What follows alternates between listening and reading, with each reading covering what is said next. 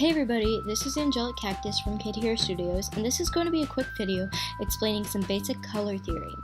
So to start off, let's briefly go over warm and cool colors. The basic warm colors are red, yellow, and orange. They might make you think of warm things such as fire.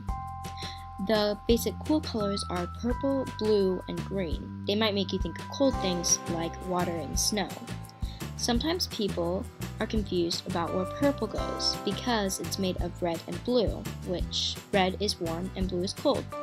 However, green is also made using blue and yellow, so it's made using warm and cool too, and so they can both be sorted into a category and they both go in cold.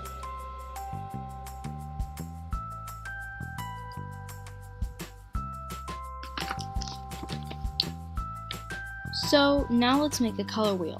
To start off, we have the primary colors, red, blue, and yellow. Most color wheels put red at the top. Computer screens use red, green, and blue, or RGB, and printers and many online art studios use cyan, magenta, and yellow, or CYMK, K is for black. However, in traditional color theory, red, yellow, and blue are the primary colors used to make all the other colors. Mixing all of the primary colors together results in brown. Anyhow, let's add some color to the color wheel, as it's not all that colorful at the moment. Red and yellow make orange, so we'll put orange between red and yellow. Blue and yellow make green, so we add green between those two. And blue and red make purple, so we put purple between those two. And now we have all of the colors that are between the primary colors.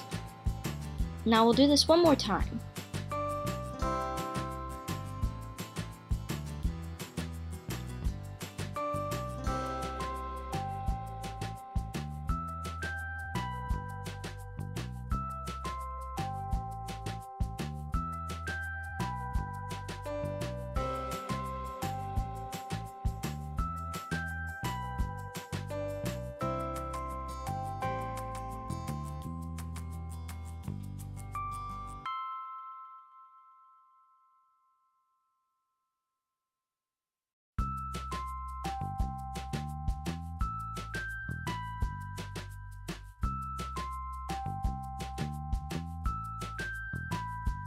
Now let's talk complementary colors. The colors across from each other is the opposite. Red is the opposite of green, purple is the opposite of yellow, and blue is the opposite of orange. Complementary colors go well together and can be nice color scheme.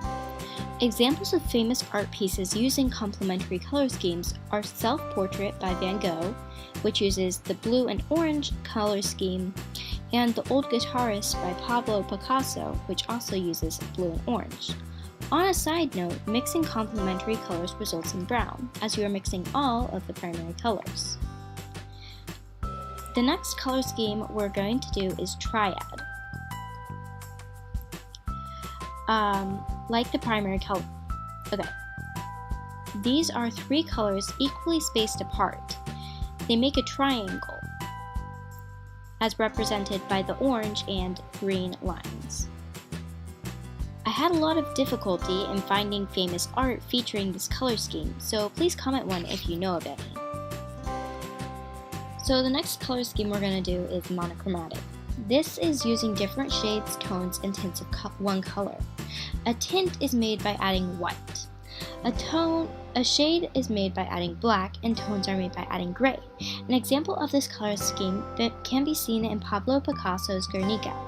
This is technically an achromatic color scheme, but I had trouble finding anything else. The only difference between achromatic and monochromatic is achromatic is grays, blacks, and whites, while monochromatic uses color. The next two color schemes are a bit more complicated.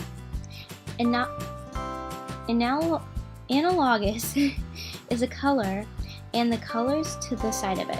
So it could be green, blue, and blue-green. Or, as the example shows, green, yellow, and yellow-green.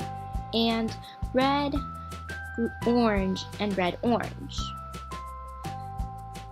An example of this is Water Lilies by Monet. He uses green, blue-green, and blue. Finally, let's talk about split complementary. For this, you pick one main color and then do the colors to the side of its opposite.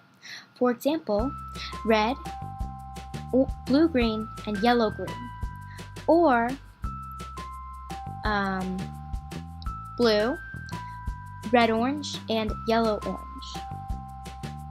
An example of this may be Sunrise by Monet, who appears to use, depending on your photo, orange, blue-green, and purple-blue. So for this part, I wasn't really sure what I was going to do for the background. I was originally just going to do a color wheel, but I decided on this drawing I found, and it's just of an old character. This is on an application or a website that converts all of your drawings into bitmaps, so it looks a little pixelated. I'm sorry about that. Anyways, if you've watched anyone critiquing characters, they probably brought up color theory, or said that their eyes were bleeding, depending on whether they were bled or not. These color schemes can be used not only in full pieces, but also in characters. A good thing to keep in mind is also the tint, shade, and tone. This comes up a lot, especially in online art. In order to make a good character aesthetically pleasing, it's typically a good idea to not use full saturation color. Instead, tint, shade, and tone the colors to get a nicer looking character that's a bit easier to look at. You can only do one of these, like you might only tint if you want a pastel character, or you can use a combination of tinting, shading, and toning. In character design, it's generally a good idea to stick to a few main colors. That's why color theory can be useful.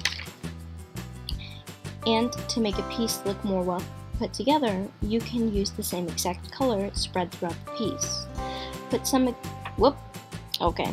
Started reading information for me.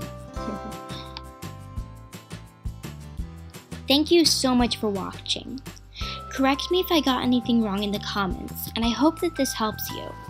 Thank you so much for watching Kid Hero Studios, and don't forget to comment any feedback that you have. See ya, and thanks for watching.